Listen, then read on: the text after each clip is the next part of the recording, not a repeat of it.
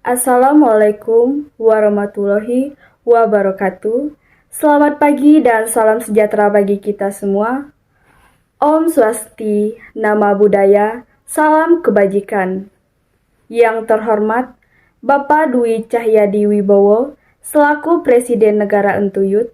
Yang terhormat Ibu Uswatun Hasanah selaku Ketua MPR. Yang terhormat Ibu Matilda Samben selaku Ketua DPR, dan juga kepada tamu undangan yang saya hormati dan saya cintai. Puji dan syukur kita panjatkan kepada Tuhan Yang Maha Esa, karena atas karunia-Nya lah kita dapat diberikan kesempatan untuk berkumpul di acara yang berbahagia ini. Pada kesempatan kali ini, izinkanlah saya menyampaikan pidato tentang filsafat pendidikan. Ada 3 hal yang akan saya bahas dalam pidato saya pada hari ini, yaitu yang pertama, apa itu filsafat? Yang kedua, objek filsafat. Yang ketiga, hubungan filsafat dan pendidikan. Para hadirin yang saya hormati, berbicara tentang filsafat tentunya saja kita harus tahu dulu apa itu filsafat. Filsafat sendiri merupakan ilmu yang sudah sangat tua. Istilah filsafat sering dipergunakan secara populer dalam kehidupan sehari-hari, baik secara sadar maupun tidak sadar. Dalam penggunaan populer, filsafat dapat diartikan sebagai suatu pendirian hidup atau individu, dan dapat juga disebut sebagai pandangan masyarakat. Mungkin para hadirin pernah bertemu dengan seseorang dan mengatakan, filsafat hidup saya adalah hidup seperti oksigen, menghidupi orang lain dan diri saya sendiri. Orang lain lagi mengatakan, hidup harus bermanfaat bagi orang lain dan dunia. Hal ini adalah contoh sederhana tentang filsafat seseorang.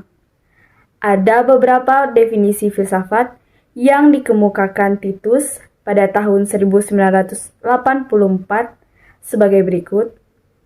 Filsafat adalah suatu sikap tentang hidup dan alam semesta. Filsafat adalah suatu metode berpikir, reflektif dan penelitian penalaran. Filsafat adalah suatu perangkat masalah-masalah. Filsafat adalah seperangkat teori dan sistem berpikir. Dari uraian di atas, dapat disimpulkan bahwa berfilsafat merupakan kegiatan berpikir yang khas, yaitu radikal, sistematis, dan universal untuk mencari kearifan, kebenaran yang sesungguhnya dari segala sesuatu. Berfilsafat berarti berpikir, merangkum tentang pokok-pokok atau dasar-dasar dari hal yang telah ditelaah. Para hadirin yang saya hormati, setelah kita berbicara tentang filsafat, sekarang kita ada berbicara tentang objek filsafat. Bila kita membicarakan tentang pengetahuan yang sistematis, pasti ada kejelasan mengenai objeknya. Objek dibedakan menjadi 2 macam, yaitu objek material dan objek formal. Setiap ilmu mempunyai objek material dan objek formal masing-masing. Demikian pula halnya dengan filsafat. Sering orang mengatakan bahwa salah satu perbedaan antara ilmu empiris dan filsafat adalah karena objeknya. Objek material meliputi segala sesuatu yang ada. Segala sesuatu itu adalah Tuhan, alam, dan manusia. Bandingkanlah dengan ilmu empiris dan ilmu agama. Objek ilmu empiris hanya manusia dan alam. Objek formal atau sudut pandang pendekatan, filsafat adalah dari sudut pandang hakikatnya. Filsafat berusaha untuk membahas hakikat segala sesuatu. Hakikat artinya kebenaran yang sesungguhnya atau yang sejati, yang esensial, bukan yang bersifat kebetulan. Sebagai contoh, manusia sebagai objek kajian, ilmu dan filsafat dapat dikajikan dari berbagai sudut pandang. Manusia dapat dikaji dari sudut interaksinya dalam hidup bermasyarakat. Hal ini merupakan sudut pandang filsafat. Yang ketiga, hubungan filsafat dan pendidikan. Para hadirin yang saya hormati, filsafat mempunyai hubungan yang erat dengan pendidikan, baik pendidikan dalam arti teoritis maupun praktik. Setiap teori pendidikan selalu didasari oleh suatu sistem filsafat tertentu yang menjadi landasannya. Demikian pula semua praktik pendidikan yang diupayakan dengan sungguh-sungguh sebenarnya dilandasi oleh suatu pemikiran filsafati yang menjadi ideologi pendorongnya.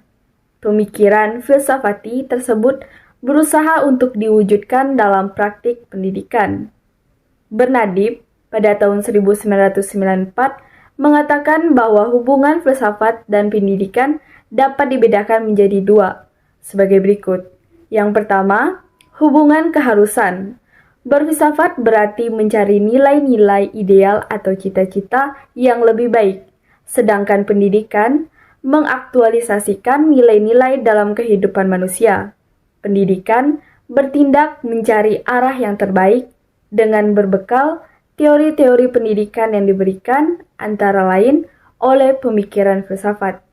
Yang kedua, dasar pendidikan. Filsafat mengadakan tinjauan yang luas terhadap realita termasuk manusia.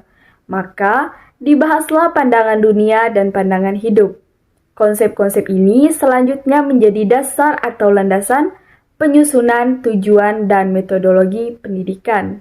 Sebaliknya, pengalaman pendidikan dalam realita menjadi masukan dan pertimbangan bagi filsafat untuk mengembangkan pemikiran pendidikan. Filsafat memberi dasar-dasar dan nilai-nilai yang sifatnya das salen atau yang seharusnya, sedangkan praktik pendidikan berusaha mengimplementasikan dasar-dasar tersebut, tetapi juga memberi masukan dari realita terhadap pendidikan ideal, pendidikan dan manusia. Jadi, ada hubungan timbal balik dari antara keduanya. Hadirin yang saya hormati, dari ketiga pembahasan yang saya sampaikan, saya dapat mengakhiri pidato ini dengan mengatakan bahwa penting mempelajari filsafat pendidikan adalah karena filsafat mengajarkan kita untuk berpikir secara sistematis dan teratur. Ilmu filsafat ini sangat membantu dalam pembelajaran maupun pendidikan. Mari kita bersama-sama belajar filsafat pendidikan mulai sekarang. Dengan demikian, saya tutup pidato saya dengan mengucapkan selamat pagi dan salam sejahtera bagi kita semua.